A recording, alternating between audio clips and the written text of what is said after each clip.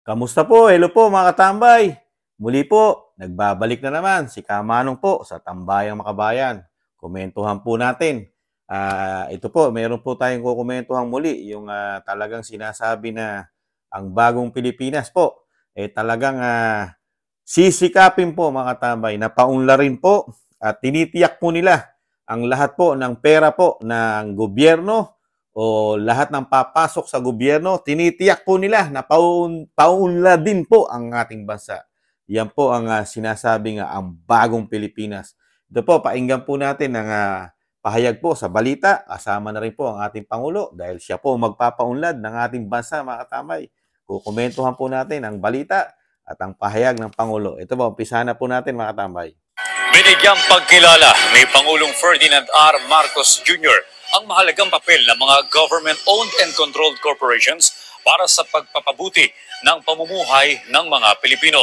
Kaninang umaga ay pinarangalan ng Pangulo ang ilan sa mga natatanging GOCC sa harap na rin ng pagtaas ng mga narimit na dividendo. Si Alan Francisco sa sentro ng balita. Ayan pa mga katambay ha. Napakagandang balita po sa gobyerno natin dahil tumaas po yung sinasabing GOCC, yung dividendo o yung kinita po ng gobyerno na i-remit po, siyempre po, sa pamahalaan para po magamit di umano sa pagpapaunlad. Napakagandang balita mga tambay at malaking pera po ito. Ito po, ituloy po natin ang balita. Ang mga dividendo o kinita ng mga government-owned or controlled corporations o GOCC na nirimit sa national government ay gagamitin sa pagpapaunlad ng buhay ng mga Pilipino. Iyan ang binigyang diin ni Pangulong Ferdinand R. Marcos Jr. nang pangunahan niya kanina ang 2024 GOCC Day sa Philippine International Convention Center sa Pasay City. Sa ilalim ng Republic Act No. 7656, may mandato ang mga GOCC na ideklara at irimit ang nasa 50% ng kanilang kaunang net earnings sa Putulin lang natin. Ito po pala talagang may mandato ang mga ahensya po natin ng gobyerno. Yung mga kinikita po pala, no? Ganun po pala yun. Yung 50% ng kinita po ng mga ahensya ng gobyerno, talaga po palang dadalin sa, sa pinaka kabangyaman para magamit naman po ng bagong Pilipinas, mga tambay, sa pagpapaunlad po. Siyempre, natin, di umano, ng mga Pilipino, mga tambay. At sana, nararamdaman nyo na po mga tambay ang pag-unlad po ng bagong Pilipinas dahil nakakadalawang taon na po ang ating gobyerno ni PBBM. PBBM mga tambay. Ituloy po natin. Government. Since those dividends also come from the people, let me assure you that they will be carefully spent like the precious taxes that come from the sweat of their brow. It will be plowed back to them through projects and programs. Yan pala. Ano ko lang po, interrupt ko lang si Pangulong Marcos. Yun po, malinaw po sinabi ng Pangulo na yung mga idibendo, itong sinasabi mga tax o kinita, galing di po sa tao mga katambay. At sinitiyak po ng Pangulo na ibabalik po, lalo po sa mga proyekto po ng plano ng bagong Pilipinas mga katambay. Ito po, tapusin na natin yung sasabihin ng Pangulo. Improve their lives today and also create a better tomorrow for our children. Your remittances will not only allow our economy to recover, but it would help cut our borrowings and lessen the pressure to inflict higher taxes on the people. Noong 2023, umabot sa 100 billion pesos ang nakolektang dividendo ng mga GOCC. Mas mataas ito ng higit 40% kumpara sa higit 68 billion peso collections noong 2022. At tiwala si Pangulo Marcos na may higitan ngayong taon ang mga narimit na dividendo.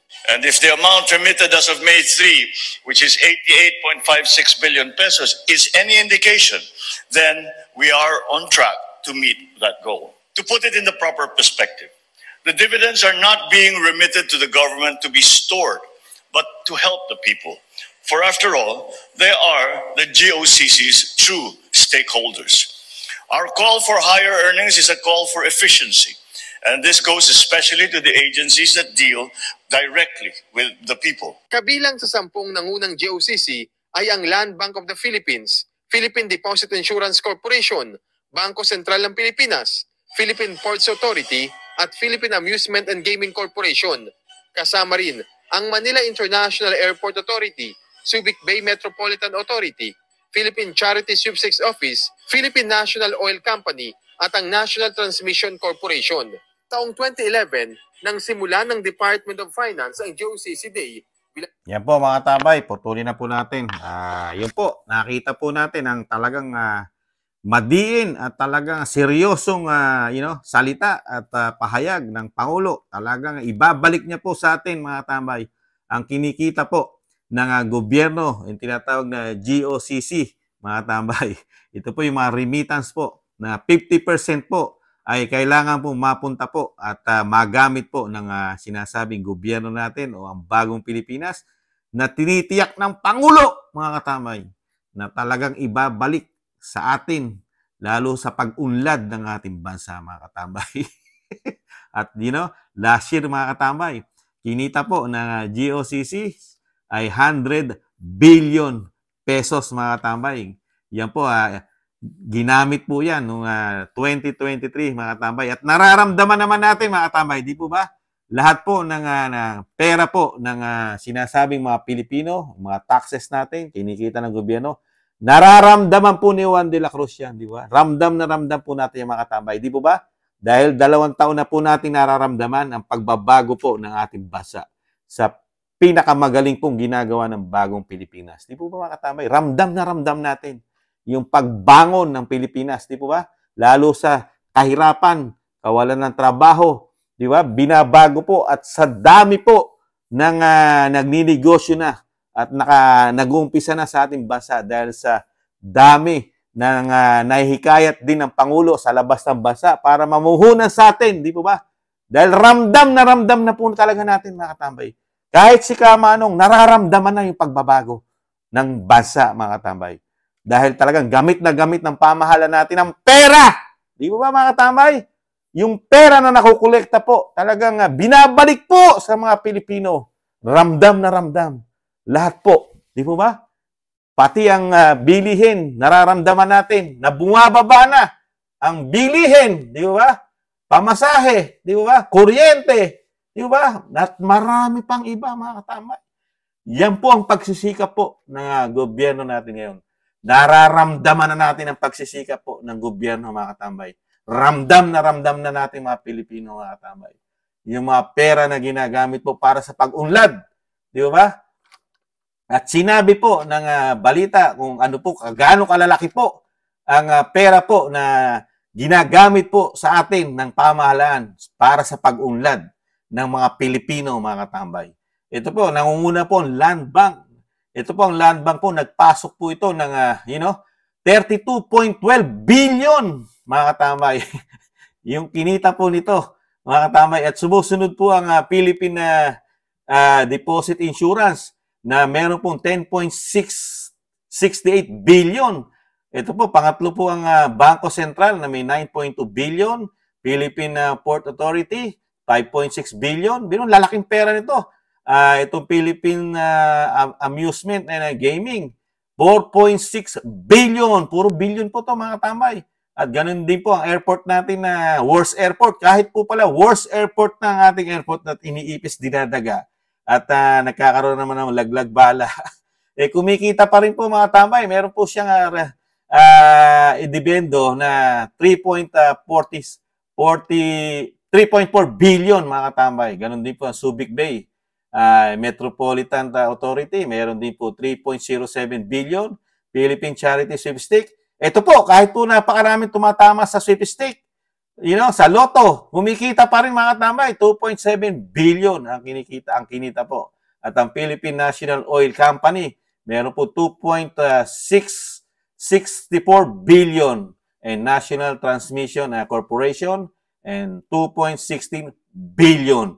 Napakaraming billion po ito na talagang gagamitin po ng ating pamahalaan. Itong mga idibendo o yung kinita po na halos 50% po ang gagamitin po ng bagong Pilipinas. Dito po sa mga ahensya na nabanggit ko po na bilyon-bilyon, 10 ahensya po ito na puro bilyon ang numero mga tambay na gagamitin po ng bagong Pilipinas para doon sa pag-unlad natin mga tambay, mga Pilipino. Ramdam na natin, di po ba mga tambay? Ramdam ko po, tsak na nararamdaman nyo rin mga tambay. Di ba ba? Dahil 2 taon na pong ramdam natin ang pagbabago, kisa nung nakaraan. Yung dati, hindi na tayo babalik sa dati mga tambay. Mas maganda po ngayon sa bagong Pilipinas. Di po ba mga tambay? Walang kwenta. Walang kwenta po yung panahon po ni dating Pangulong Duterte. Walang kwenta yon. Pati po nung nagkaroon ng pandemic, walang kwenta yon. Wala. Nada. Mas maganda po ngayon sa bagong Pilipinas. Di po ba mga tambay? Ramdam na natin. Kahit si Kamanong, ramdam na. Di po ba? Napakababa na ng bilihin natin ngayon. Lalo ang bigas. Ang bigas po. Nanaginip ako kagabi mga tambay. 18 na lang ang bigas sa panaginip ko mga tambay. Opo. Kaya ramdam na ni Kamanong ang pagbabago ng Pilipinas. Nanaginip po ako. 18 na lang ang kilo ng bigas, mga tambay. Kayo po ba? Nanaginip din kayo, mga tambay? Hindi lang po yun, mga tambay. Nanaginip, 2 ang panaginip ko, mga tambay. 2. Yung mga mahal ko sa buhay, puro lahat may trabaho. Nakakuha ng mga trabaho, mga tambay. Dahil napakaraming trabaho dito po sa bagong Pilipinas. Kaya maganda po ang panaginip ni Kamanong kagabi. Mga tambay, napakasarap na panaginip ko dahil talagang napakamura ng bilihin na sa bagong Pilipinas. Mga tambay. Kaya proud po ako. Proud po si Kamanong dahil naging Pangulo po ang ating Pangulong Marcos. Talagang, pinagsisikapan niya na maibagon, mapaunlad, maging talagang makilala ang ating bansa, maging maunlad, world class na bansa ang ating bansa, mga tambay. Kaya ang mga Pilipino, hindi na po tayo mag-abroad. Hindi na po tayo mag-abroad sa ibang bansa. Dahil gagawin lahat ng Pangulo ng bansa natin ngayon. Yung sisikapin na mapaunlad ang ating bansa. Meron pa pong 4 na taon, mga tambay, na pagsisikap, gagamitin ng mga pera sa tamang landas, sa bagong Pilipinas, mga tambay. Kaya kayo po mga Pilipino, tayo po lahat mga Pilipino, umasa po tayo sa lahat ng naririnig natin na pahayag ng ating gobyerno, mga tambay. Sasamahan po natin ang panaginip kasi si Kamanong nananaginip, mga tambay.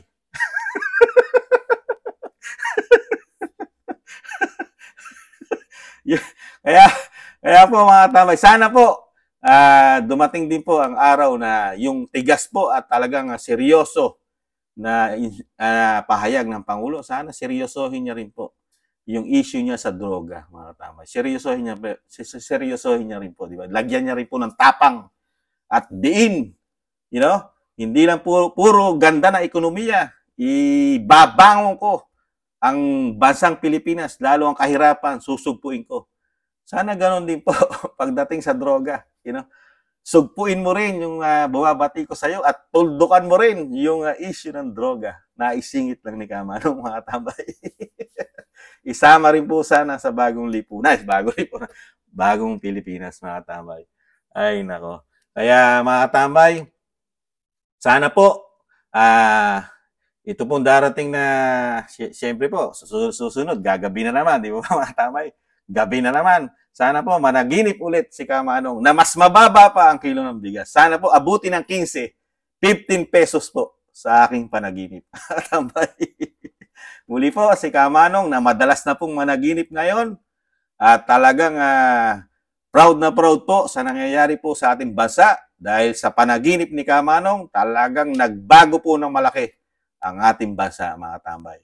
Sana ganun din po kayo. Isama nyo rin po sa inyong panaginip na umasenso at guminhawa at bumaba ang ating bilihin, mga tambay. Isama nyo rin po sa inyong panaginip. Muli po, si Kamanong po, na madalas ngang managinip, nagpapaalam po, mga tambay. At sana'y managinip din po kayo. Paalam, ingatan nawa, bye-bye!